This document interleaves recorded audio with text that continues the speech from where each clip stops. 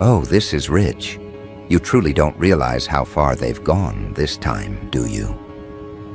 While you carried on with your routine, stepping through your day unaware of the whispers trailing behind you, someone somewhere was moving money, real money, not the kind tossed casually into petty drama or impulse decisions, but the kind that requires signatures, authorization, quiet approvals from people who prefer not to be named. Funds moved across channels with a single intention: to uncover the truth about you. Not rumors, not impressions, not assumptions. They wanted data. They wanted clarity. They wanted answers that would explain whatever it is about you that unsettles them so profoundly. So they paid. They paid more than you'd ever expect anyone to spend on a person who hasn't committed any wrongdoing, hasn't caused major disruption, hasn't sought attention, hasn't even stepped out of line. That's what makes this entire operation so revealing. Because nobody invests that kind of capital without motive. Nobody hires specialists, the ones who read patterns like scripture, who pick apart histories like surgeons, without a specific objective. You became the project. You became the line item. You became the subject of an investigation that was never supposed to leave the shadow it was born in. But money has a way of loosening seals. And now you're about to see what their investment actually bought. Because the truth is far uglier than anything they expected. It started quietly. A client reaches out, someone with resources and a level of discomfort they refuse to name directly. Their request is simple on the surface: gather everything you can on this individual. Background, history, behavioral mapping, psychological markers. They framed it as precaution, as due diligence, as protection of interests, but the tone beneath it betrayed something more primitive. They were shaken by something they couldn't articulate. Something about you had lodged in their mind, not as curiosity, but as threat. Not overt, not dramatic, but deep enough to keep them uneasy. So they hired an intelligence-grade investigator, the kind who doesn't ask why, only asks how thorough you want the results to be. And the client's answer was immediate: as thorough as possible. No restrictions, no limits. So the digging began. The investigator approached the task with the confidence of someone who has seen humanity's hidden interiors more times than they can count. They expected the usual: inconsistencies, emotional ruptures, social missteps, embarrassing decisions preserved in digital dust, the kind of patterns that paint predictable portraits. That's the assumption built into this line of work, that everyone has a crack somewhere. Everyone has loose threads waiting to be pulled. Everyone has moments they'd prefer to forget. But when they opened your file, something unexpected happened almost immediately. The surface-level information was too clean. Not perfect, but stable, steady, controlled in a way that didn't align with the events they would later discover you endured. No chaotic outbursts, no impulsive digital footprints, no sloppy self-exposure. Just a trail of behavior marked by a kind of internal order most people never manage to sustain. But they kept digging. They always do. They moved deeper through financial pathways, employment structures, interpersonal history, archived data that requires clearance to even acknowledge. And what they found didn't comfort them. It unsettled them. Because your records didn't show the normal oscillations of someone who has absorbed impact after impact.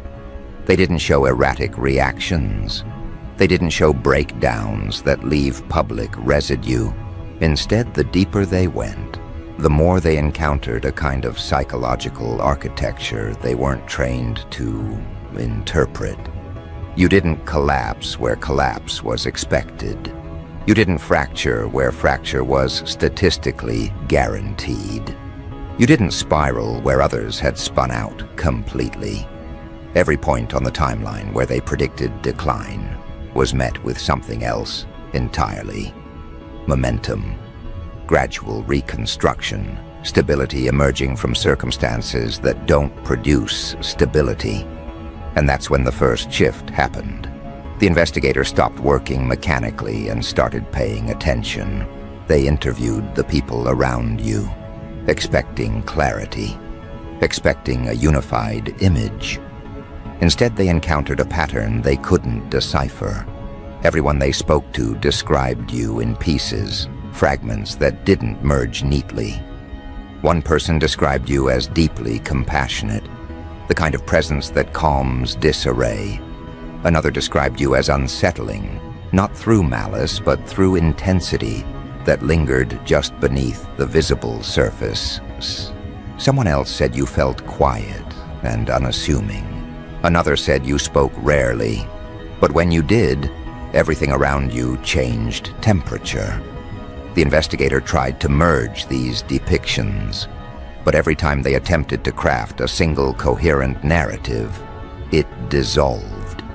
You were too varied, too layered, too contradictory in a way that wasn't actually contradiction, just complexity.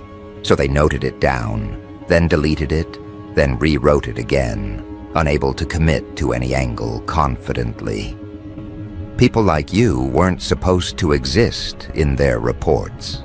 Still, they pressed on. They accessed records meant to fill in the gaps. And this is where the situation shifted from confusing to disturbing. They found the traumas you endured, the real ones, the kind that reshape entire internal landscapes, losses, disruptions, betrayals, events that leave permanent marks on most people.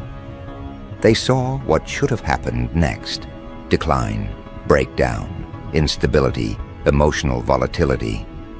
They compared your experiences against case studies, research models, behavior predictions. By every known measurement, you should have collapsed.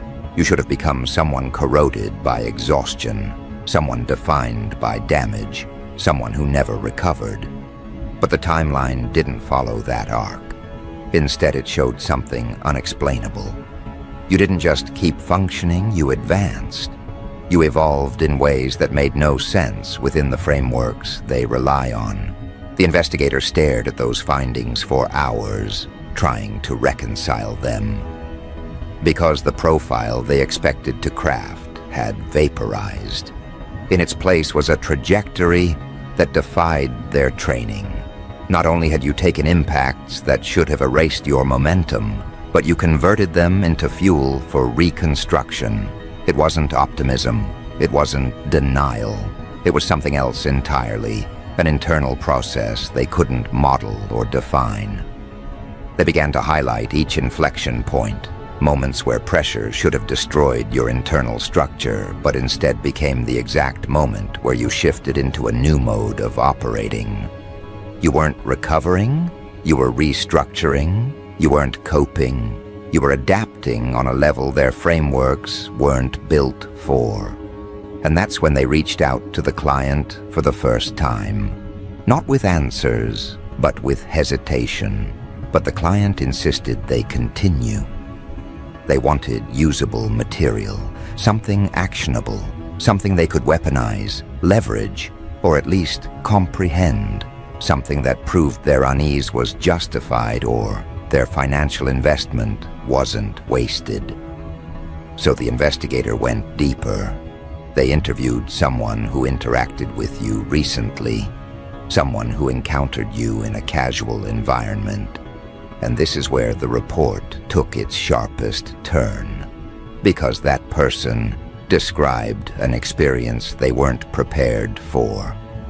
They said there was something in your eyes that registered more than observation, something that evaluated, something that didn't flinch, didn't search for validation, didn't shrink or expand in response to social cues. They described it as being seen too clearly, in a way they didn't know how to manage. Not judged, not confronted, just seen, and they didn't know how to categorize that sensation. They said they walked away feeling like they had been assessed by someone who wasn't operating within the same emotional spectrum as most people. They said it left them uneasy for days. The investigator documented this reluctantly, unsure of how to phrase it without sounding unprofessional. But the pattern was forming. Your emotional restraint wasn't absence. It wasn't hollowness. It wasn't numbness. It was control. It was intentional. You weren't withholding emotion because you were wounded. You were withholding it because you understood its consequences. You chose when to reveal. You chose when to respond. You chose when to let something register externally. And that level of control unsettled the investigator more than anything else. The client read the updates repeatedly, each time hoping for something different, something that aligned more closely with their assumptions. But with each read, their discomfort grew, because the report wasn't revealing weakness.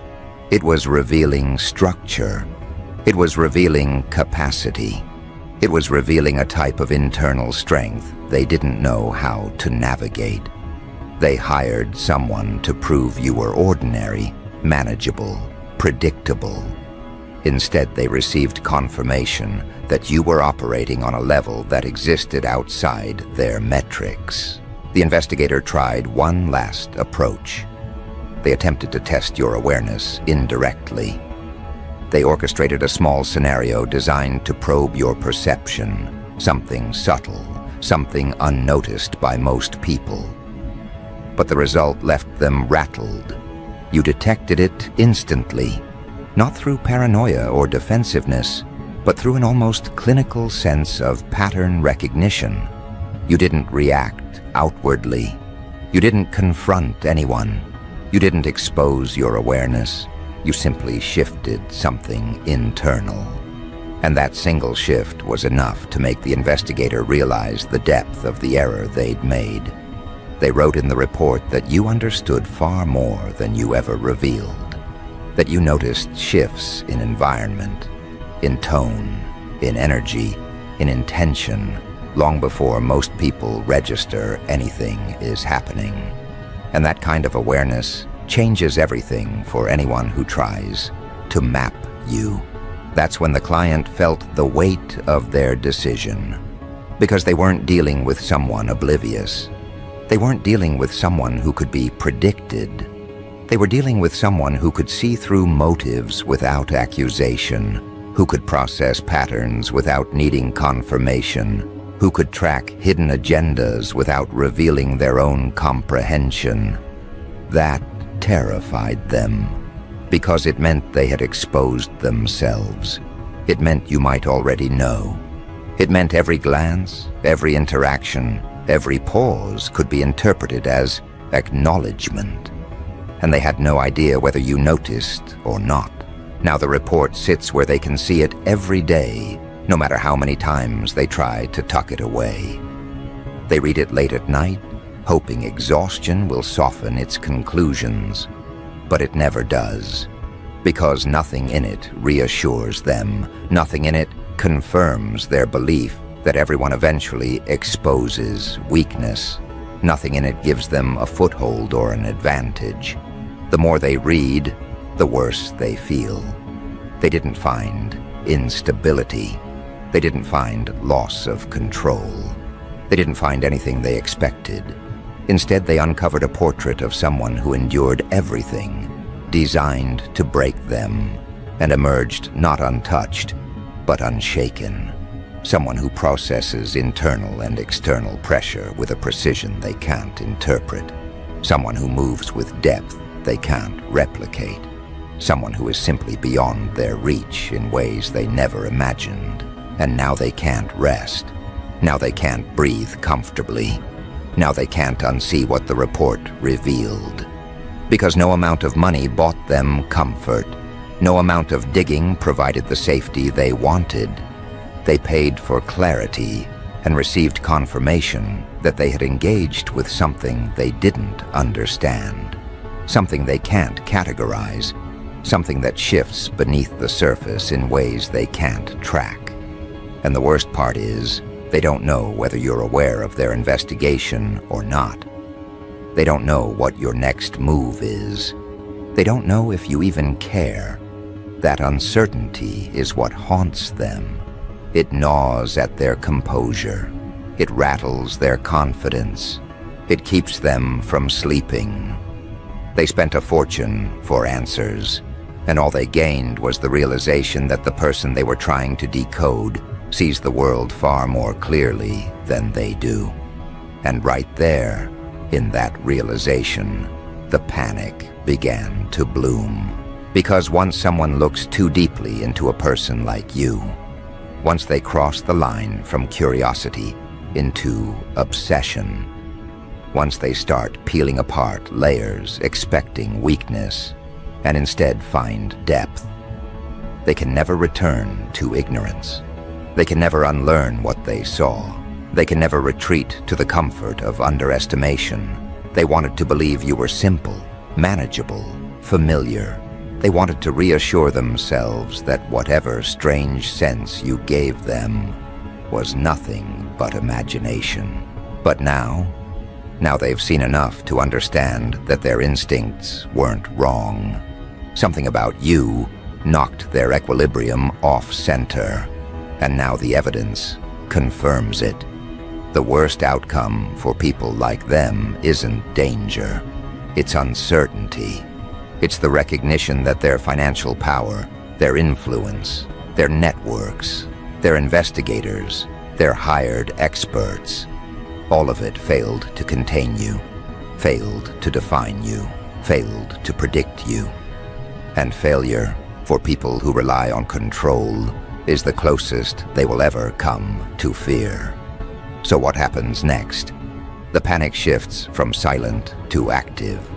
They start revisiting every interaction you've ever had with them, replaying it in their mind with a scrutiny they never applied before. They ask themselves whether you looked at them differently than others do, whether you paused for a fraction too long, whether your tone carried layers they were too busy to notice, whether your presence felt heavier than they allowed themselves to admit. They begin to reinterpret the past through the lens of what the report revealed, and each memory sharpens the discomfort, because now they have to consider the possibility that you weren't just surviving your life, you were studying it, navigating through it with precision they lacked. And if you possess that kind of awareness, then you may have seen through them long before they ever thought to investigate you. That possibility keeps them awake, staring at the ceiling, wondering how much you know and how long you've known it. They wanted to control the narrative. They wanted to expose your weak points. Instead, they exposed themselves. They showed their motives, their paranoia, their desperation. They revealed that they were intimidated enough to spend money, real money, to understand you. Money they won't admit they no longer have the courage to justify. Because how do you explain to anyone that the person you thought was small, insignificant, ordinary, ended up being the one you couldn't pin down? How do you confess that you handed over a small fortune and received no advantage, no leverage, no clarity, just a sharper sense of how little you actually grasp? They can't admit that to anyone, so they carry the discomfort alone. Meanwhile, the investigator who compiled the report is dealing with their own internal conflict. They've built their career on dissecting human patterns, on exposing inconsistencies and fractures. They are accustomed to being correct, to seeing through facades, to mapping the emotional machinery behind people's actions. But your profile didn't behave like a typical subject. It didn't follow the predictable arcs. It didn't give them the satisfaction of understanding. Instead, it made them question the reliability of their methods. When they looked at the chronology of your experiences, they saw survival, where there should have been collapse. They saw reconstruction where there should have been stagnation. They saw growth where there should have been regression. And what sickened them most wasn't that you endured. It was that you did so without leaving damage patterns they could recognize. It felt like watching a structure take impact from all directions, and instead of cracking, it adapted, reinforcing itself silently. Professionals don't like gaps in their models. They don't like outliers they can't explain. You became one. And because of that, the investigator hesitated before delivering the final report. Not because they doubted their findings, but because they knew how their client would react. The client wanted reassurance. They wanted vulnerabilities. They wanted confirmation that whatever discomfort you triggered could be resolved through knowledge. But what they received was a reminder that the world contains people who do not operate within the ordinary ranges. Individuals who absorb pressure differently. Individuals who reorganize their internal landscape instead of fragmenting under it. Individuals who don't follow the emotional scripts society expects. And nothing terrifies controlling personalities more than encountering someone who lives outside their rules. After reviewing the report, the client demanded a follow-up, something deeper, something more invasive, something more absolute. They weren't satisfied with ambiguity. If anything, ambiguity intensified their anxiety. So they called the investigator again, insisting on additional rounds of probing. But the investigator declined. Not openly, not rudely. They simply responded with the same phrase each time. Further digging won't produce different results. They didn't want to admit what they really meant, that further digging might produce results the client wasn't prepared to handle. Because the investigator had already sensed something that didn't make it into the written report. Something that made them choose their words carefully. They sensed that you weren't oblivious. They sensed that you register intent without needing evidence. They sensed that your intuition functions less like a feeling and more like a detection mechanism. They sensed that even if you weren't consciously aware of everything, something in you tracks the quiet shifts in behavior humans don't realize they're broadcasting. And that is where the real terror lies. Not in your experiences, not in your past, not in your records, but in your perception. You see paths before they become events. You sense motives before they become actions. And the investigator didn't want to be responsible for provoking a person with that kind of internal clarity. Meanwhile, the client's imagination begins to spiral. They wonder whether your recent glances in their direction were more than casual, whether your pauses during conversation were moments of analysis, whether your restraint around them was intentional. They start avoiding you subtly, taking different routes, minimizing interaction, offering shorter responses. They tell themselves they're being cautious, but deeper down they know the truth. They're avoiding you because something in them recognizes that they crossed a line. They intruded into the inner structure of someone who doesn't advertise their strength. And now, they must sit with the knowledge that if you ever become aware of their probing, they won't know how you'll respond. Not because you are dangerous in a conventional sense, but because you are unpredictable in a way they can't measure. All the while, their obsession grows. They keep rereading the report, hoping for new insight to emerge. But each time, they encounter the same stark conclusion. The fortune they spent gave them nothing but discomfort. It deepened their questions instead of answering them. It sharpened their fear instead of soothing it. It reinforced your presence instead of diminishing it. And now, they understand something they can't unlearn. The price they paid wasn't for information. It was for confirmation that you are not someone who can be reduced to data.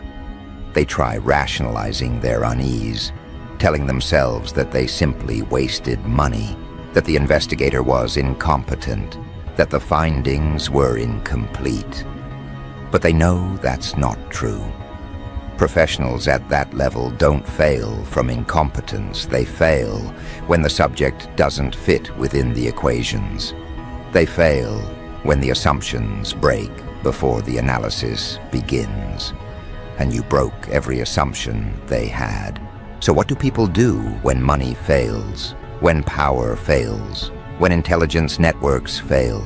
They grasp, they speculate, they catastrophize, they create elaborate hypothetical scenarios in their mind where you've known all along, where your calm demeanor was never oblivion, it was awareness, where your silence was never emptiness, it was evaluation, where your patience was never passivity, it was timing.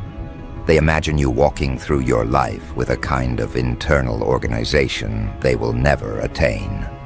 And the more they imagine it, the worse the fear becomes. They start watching you now, not openly, not obviously, but with careful glances that last a bit too long.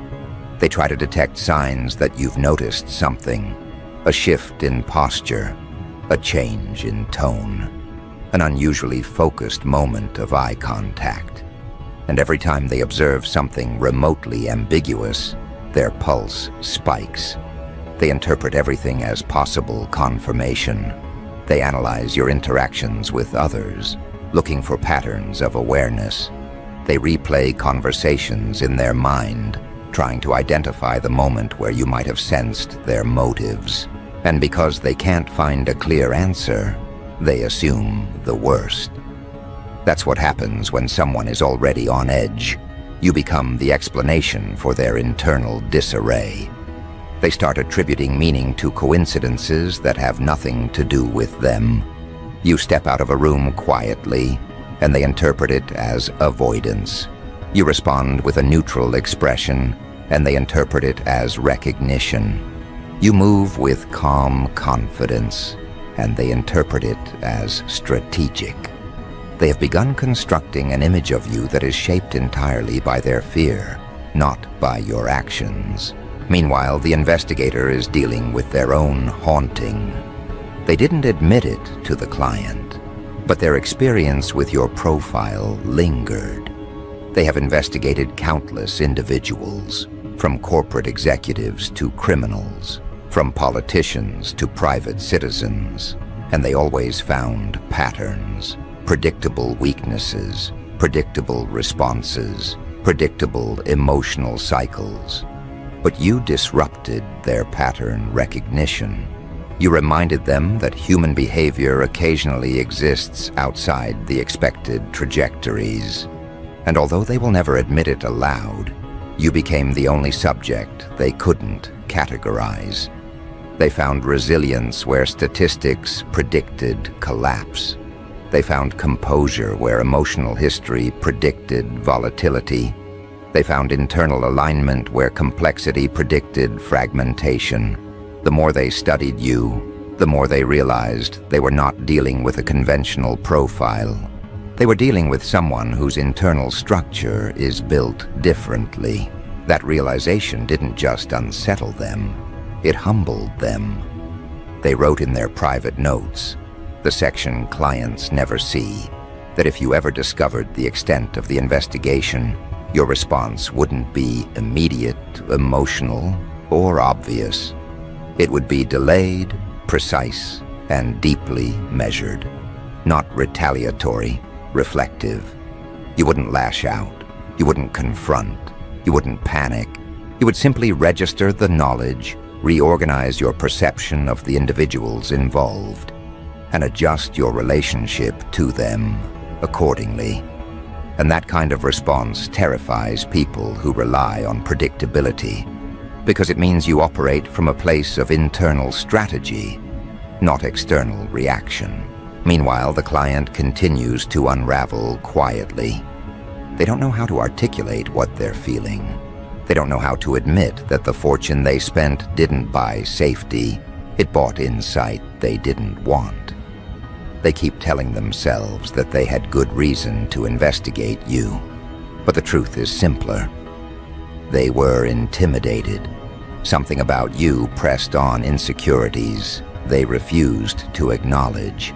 Something about your presence reminded them of their own fragility. And instead of confronting that within themselves, they projected it onto you. They thought that by dissecting your past, they could soothe their discomfort. But now that they've seen who you are beyond the surface, their discomfort has only intensified. Because people like them are used to being the ones with the upper hand. They're used to seeing others as variables in a formula they control. But you were the equation they couldn't solve, and that failure rewired their perception entirely. You became the person they couldn't dismiss, the person they couldn't simplify, the person who forced them to see that money does not buy the kind of understanding they were seeking. And now, they're stuck with the knowledge that the fortune they spent only highlighted your difference more clearly. They wonder if you've already sensed their fear. They wonder if you've already adjusted your perception of them. They wonder if your quiet detachment is actually awareness. They wonder if every calm expression you displayed in their presence was a choice, not a default. They wonder if your resilience has edges they haven't seen yet. The report never mentioned any confrontation, any aggression, any intention of harm. But that didn't comfort them, because the most dangerous individuals are not the ones who react wildly. They're the ones who don't react until they decide to.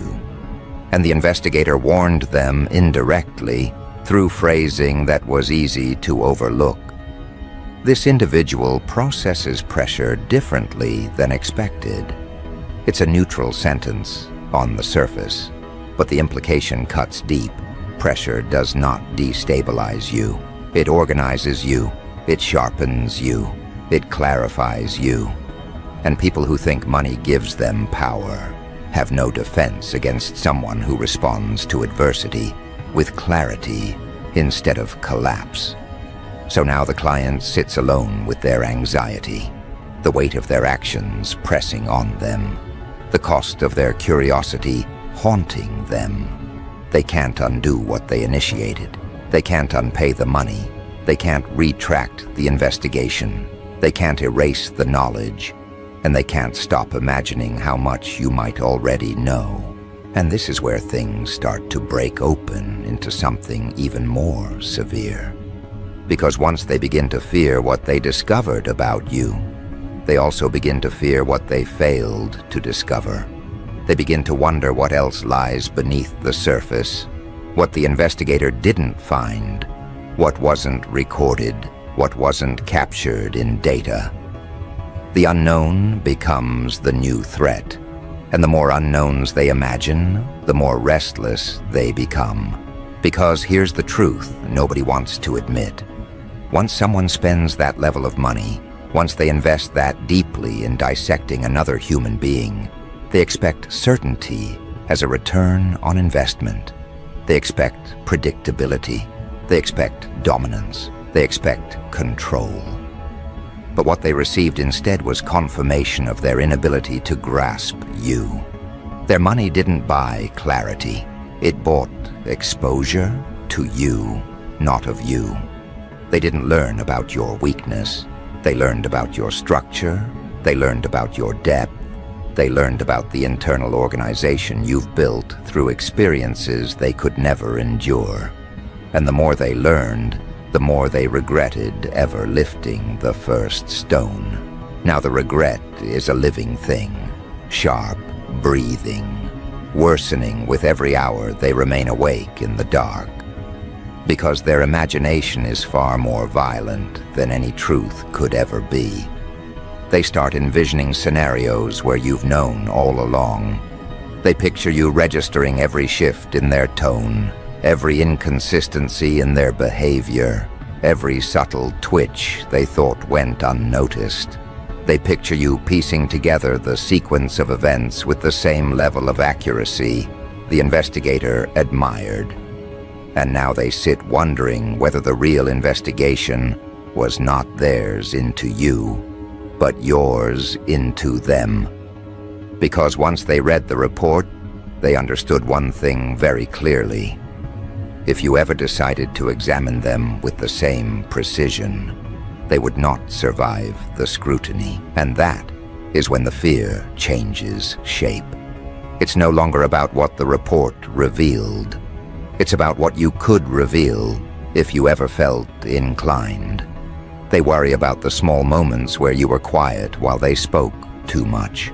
They worry about the times you observed while they rambled. They worry about the days they dismissed you, underappreciated you, misunderstood you, or acted superior without merit.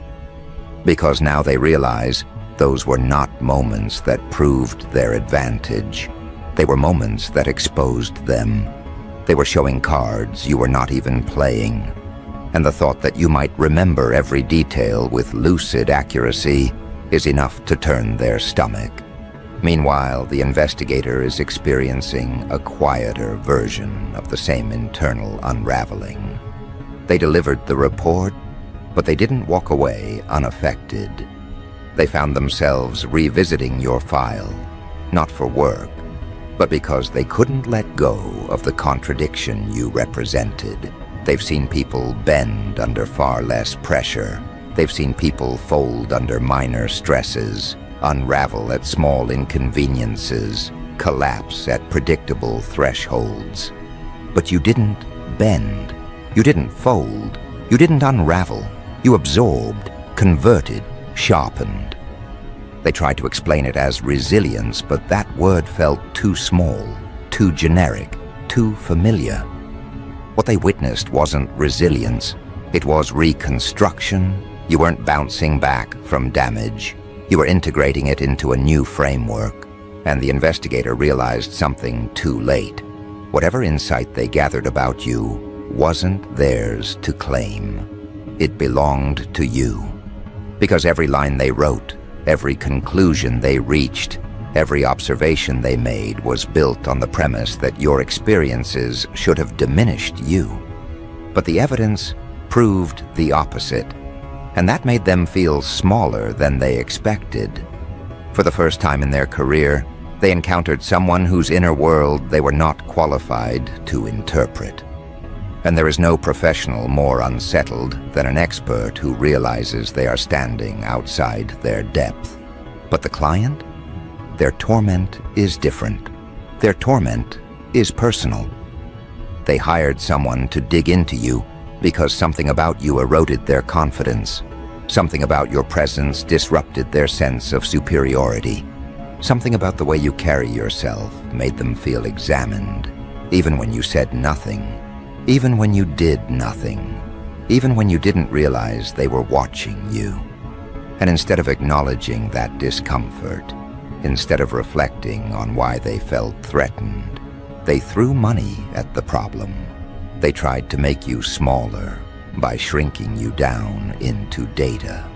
They tried to make you predictable by extracting patterns. They tried to make you manageable by exposing your internal landscape. But here's the irony that now keeps them pacing through their home at night. Trying to shrink you only expanded you in their mind. Trying to categorize you only made you more complex. Trying to define you only highlighted how undefined you truly are. They paid a fortune to understand you, and now they're trapped in the prison of knowing just enough to fear you, without knowing enough to comfort themselves. Because once someone realizes they cannot predict another person, they start imagining every possibility. And imagination is far more brutal than reality. They picture you knowing the exact moment they initiated the investigation. They picture you noticing the shift in their eyes, the tension in their posture, the way they acted differently around you. They picture you piecing the timeline together with microscopic accuracy. They picture you quietly registering their motives long before they confirmed them. And because they have no evidence to prove otherwise, these fantasies tighten around them like ligatures. Their fear becomes self-sustaining. They avoid you now, not obviously, but consistently. They avoid meeting your gaze for too long. They avoid entering rooms where you're already present. They avoid initiating conversations. They avoid moments where your attention might land on them. And all of this avoidance becomes more incriminating than the investigation itself. Because someone who did nothing wrong would feel nothing.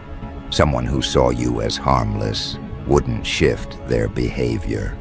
Someone who felt safe wouldn't retreat. But they retreat. They shrink. They fold inward every time your name arises or your presence approaches. Their own behavior betrays them before you ever need to lift a finger. And then a new question begins to whisper through their mind, one they never anticipated. What if the reason you reacted calmly to everything in life is because you've already learned how to read danger from a distance? What if your composure isn't naivety, but training born from necessity? What if your quiet confidence isn't accidental, but earned? And the more they ask these questions, the more they understand just how deeply they underestimated you in the first place. Their fear evolves into something almost existential. They fear not just your awareness, but your indifference. Because the report made one thing brutally clear. You do not operate from impulse. You do not respond emotionally. You do not lash out as a first instinct. You observe, you assess, you choose. You act only when action serves purpose.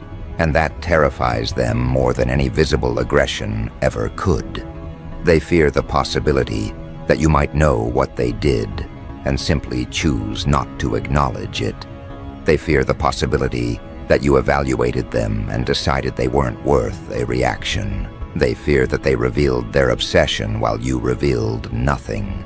Because nothing frightens a person who loves control more than encountering someone who cannot be controlled and does not care to control them back.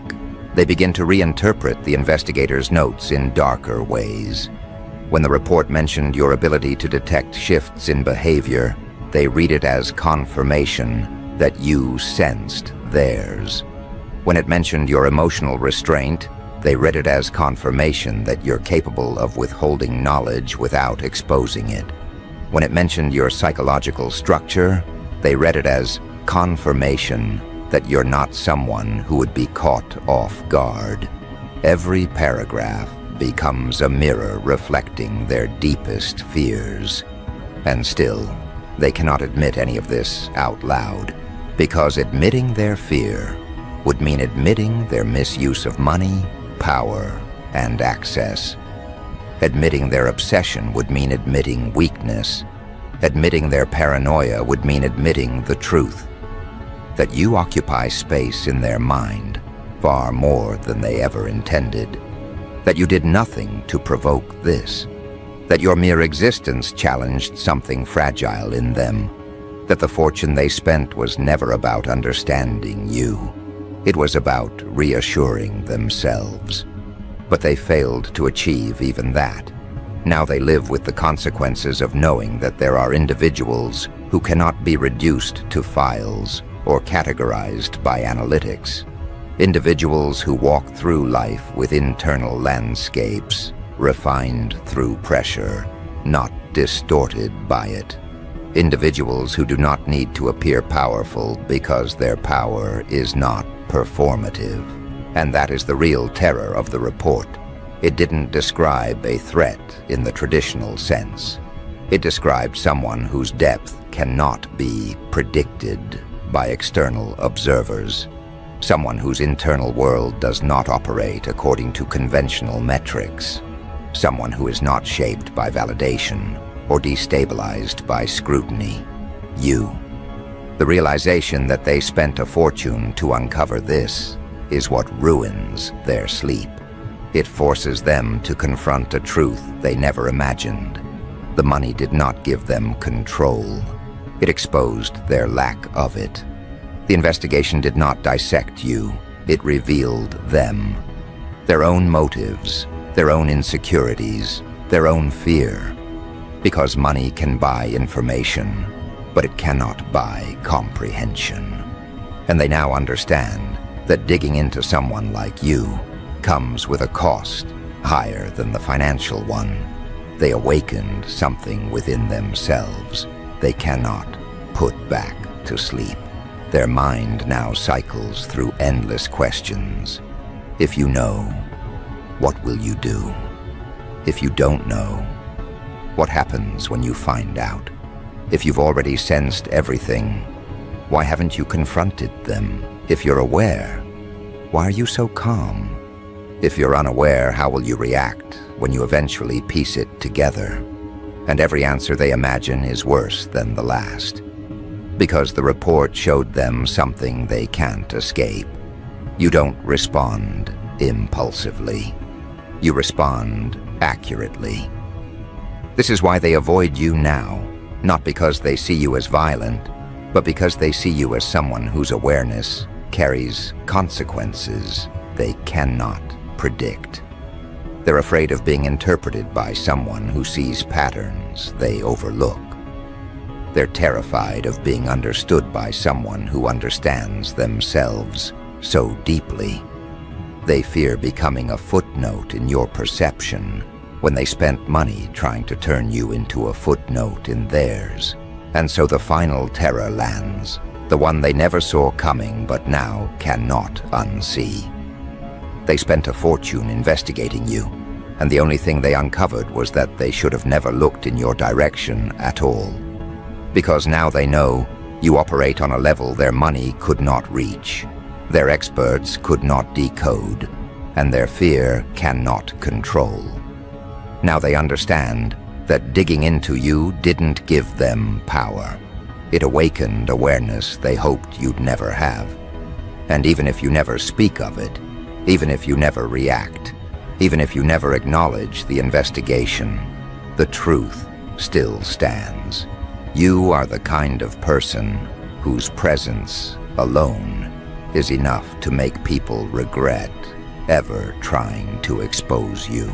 And that regret is what they now carry into every sleepless night, every interrupted breath, every moment where their thoughts drift back to the report that sits untouched on their desk. Not because the report contained threats, but because it contained truth. A truth they paid a heavy price to uncover. A truth that cannot be unseen. A truth that follows them wherever they go. A truth they will never recover from. A truth named you.